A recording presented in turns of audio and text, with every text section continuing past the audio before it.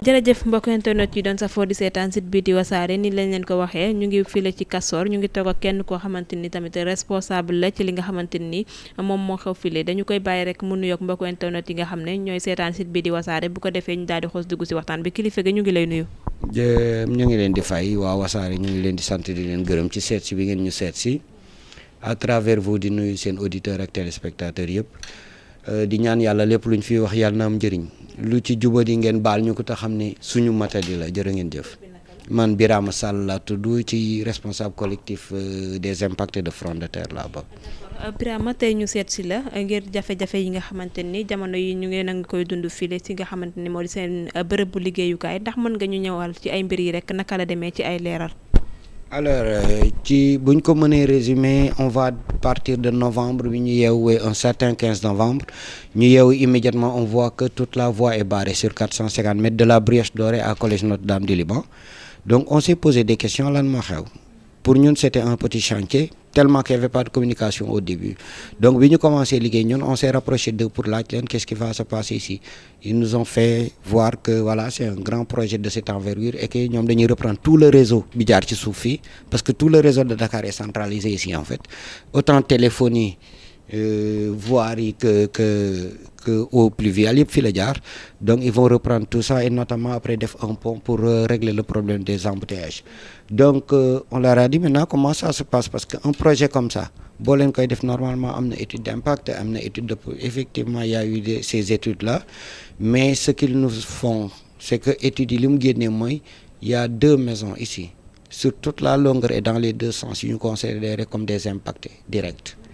tout le reste ñoom ils appellent ça impacté indirect maintenant impacté direct impacté indirect il va falloir qu'on nous l'explique parce que un impacté c'est parce que dafa am un impactant maintenant que tu mettes l'attribut direct ou indirect dessus on comprend même pas mais bon bref on a essayé de faire avec on s'est rapproché de Matière Sénégal bi maître d'œuvre AGEROUTE bi superviser le chantier et puis du ministère du transport terrestre et du désenclavement notamment le ministre monsieur Mansour Faye c'était un peu pour voir un peu les dédommagements comment ça allait se passer et puis quelles sont les mesures d'accompagnement yi ñu prévoir pour ñun ñu mën a subsister durant le chantier parce que encore une fois je le répète de Brioche Dorée à Notre-Dame du Liban il y a 54 sociétés qui sont 54 PME il y avait 102 ambulants à l'époque et les grandes sociétés et les microfinances ils étaient 6 aujourd'hui benn microfinance moo fi des ñi ci des ñëpp dem nañ les PME 12 sont fermés ce qu'on appelle communément à Dakar boutiku Pël Fuuta y en a même plus dans la longueur ils ont été obligés de fermer par manque de visibilité ou d'accessibilité ou de passage donc à ce rythme-là on vient de faire 1 an il nous reste encore 2 ans à supporter à ce rythme-là aucune société ne tiendra benn ci ñun du tenir malheureusement on a formé ce collectif on est allé vers le ministère on a fait plusieurs missives on a essayé de rencontrer le ministre plusieurs fois tout ce qu'on a pu avoir c'est le DAGE qu'on a rencontré qui reconnaît l'impact déjà qui dit qu'en fait ñoom xamoon nañ ko parce que au début ils avaient recensé tout ce qu'il y avait sur la zone alors que ñun ñu ngi ci zone bi depuis 20 ans on n'a jamais assisté à de recensement peut-être qu'ils ont fait un recensement via AGEROUTE je ne sais pas xëy na am nañu d'autres canaux mais ils savent ce qu'il y a ici mais tout ce qu'ils peuvent nous dire c'est que le projet a prévu des impactés directs qui sont 2 maisons maintenant tout le reste on les met dans les impactés indirects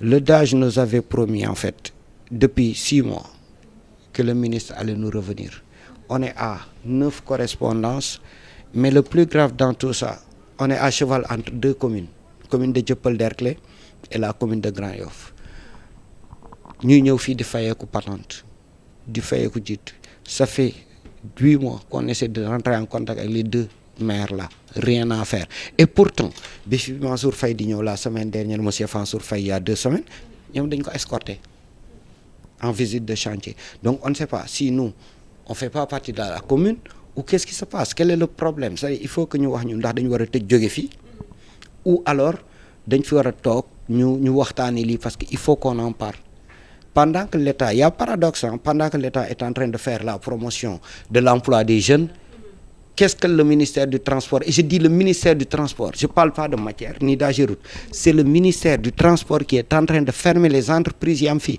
il y a des restauratrices il y a des banques, il y a il y a des structures de toutes sortes, il y a même des écoles et un hôpital, il y a une maternité en fait, il y a ASBEF.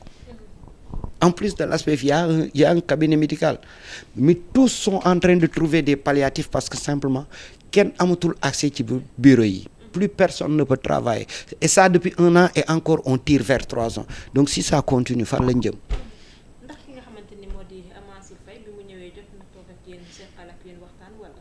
À 2 reprises, il a fait des visites de chantier.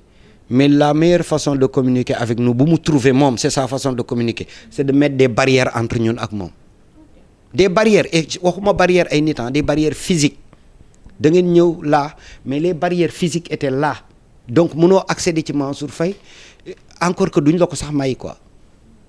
Et mais le plus dramatique aussi ci visite Mansour Faye, c'est qu'il est accompagné de notre maire qui refuse de nous recevoir. Le maire, c'est pas le maire de Mansour Faye, c'est le maire de la commune qu'on n'arrive pas à rencontrer.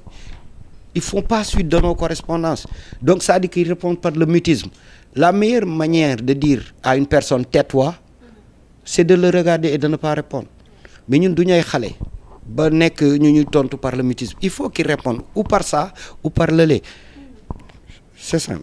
D'accord, ndax jot ngeen a dem toog ak maire bi aussi ngeen waxtaan ak moom mu jéem a trouver terrain d'entente seen diggante ak li nga xam ne moom mooy liggéey bi wala.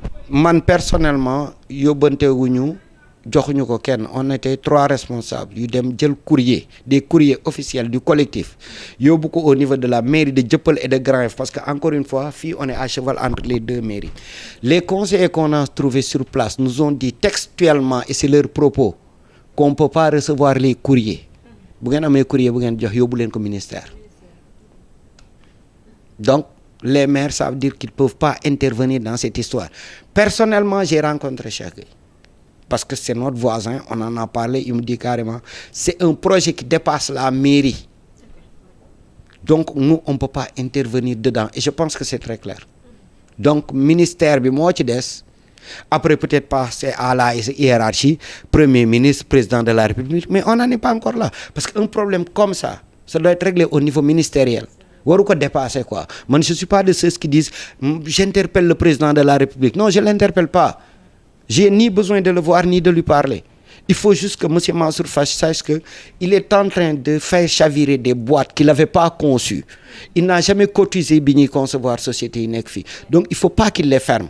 Et s'il les ferme, c'est des jeunes qu'ils vont envoyer au chômage. Et que demain, bu mu taxaw naan promotion de l'emploi des jeunes nañ ko rusa wax parce que ñoom pendant qu'ils faisaient la promotion, ils faisaient la promotion de la fermeture des structures. Ndax bi nga xamante ni ñu ngi taxawal li nga xamante ni moo di liggéey bi ndax jot nañu toog ak yéen waxtaan ak yéen wala ñu jox leen délai boo xamante ni bu fa yeggee rek comme ñu war a door liggéey bi da ngeen fee war a jóge wala da ngeen a war a tëj wala délai boobu jotu leen si. On a juste eu des notes d'information et à 15 jours de démarrage du projet. C'est à 15 jours du démarrage du projet qu'ils sont envoyés des notes pour dire qu'il va y avoir des travaux, point final. Ñun toog nañu 2 mois presque di leen seetaan parce qu'on ne savait pas c'était quoi le travail qu'ils étaient en train de faire. On ne savait pas. On nous a envoyé juste des notes pour dire malheureusement su ma ko teeloon préparé je vous aurais montré la note. C'est des notes 15 jours hein, pour dire il va y avoir des travaux. Mais quand on te dit il va y avoir des travaux, il y a toujours eu des travaux ici. Musuñu tere liggéey. Mais un travail de 3 ans. Attends, et puis un travail boo xam ne boo ko entamé kenn dootul am accès ci bureau yi. Je pense que beneen façon communication la waroon nekk quand même. C'est pas une note d'information en disant et encore que c'était même la Sonatel qui l'avait fait. C'était la Sonatel qui avait dit qu'il va reprendre son réseau. Donc c'était pas l'autopont. L'autopont c'est autre chose. Ils se sont greffés parce qu'en fait il faut dire aussi que c'est 3 projets distincts. Il y a la voirie, il y a le réseau et il y a l'autopont. En même temps. Donc le réseau, ils avaient averti. Mais si c'est que le réseau, mënul tere liggéey kenn et ça va pas durer 1 an. Mais un truc de 36-42 mois de cette envergure-là, nga xam ne même pour accéder à nos bureaux, vous avez dû souffrir en venant ici. En voiture, tu peux même pas te rapprocher du site. Hein. Tu es obligé de garer à 500 mètres minimum et puis tu viens à pied. C'est ça. d'accord si say kàddu sànq dégg naa nga ne jot na am ñoo xamante ni tëj nañu si li nga xamante ni moo di seen ay magasin ak yooyu kon yooyu lu yéen leelu ngeen di bañ maanaam ngeen di sóoraale ngeen bañ mu dal leen loolu moo tax ngeen bëgg mu teel a waxtaanee mbir yi balaa moo egg foo xamante ni du leen neex. mieux avant même ñooñu di tëj démarré woon nañ démarche yi dañuy démarrer démarche yi muy buté di buté nit ñi di dem par kenn mais comme je te dis encore une fois une structure comme Cofina avec un capital d'1 milliard s'il supporte pas naka la boutique Pël Fuuta di supporter wi comment est-ce que une PME avec moins de 200 000 francs de capital va tenir? Comment est-ce que le vulgarisateur du coin ou le monsieur qui a une clé minute, comment est-ce que la restauratrice qui a pour dépenses quotidiennes 50 000 francs, comment elle va faire pour vendre? Comment elle va faire pour faire ses condiments? C'est compliqué. C'est compliqué. Et puis, on n'est pas à l'ère médiévale. Un projet comme ça, une étude d'impact, autant environnemental, commercial que sociétal. C'est forcément dans le projet. Un projet comme ça, tu ne peux pas le faire sans calculer les impacts. Maintenant que tu veuilles être malhonnête et mettre le qualificatif direct et indirect dedans, ça, yow la rek. Mais on sait que ça n'existe nulle part. Ça n'existe nulle part. Donc voilà, situation, c'est compliqué. Suñu bëgg mooy déjà qu'ils étudient ça, c'est trop tard. Qu'ils viennent voir ce qui se passe ici et que ñu fexe arrangé wu ba société bu ñu fi nekk duñ tëj. Tout le monde parle de dédommagement. Il n'y a pas forcément que les dédommagements, je l'ai toujours dit.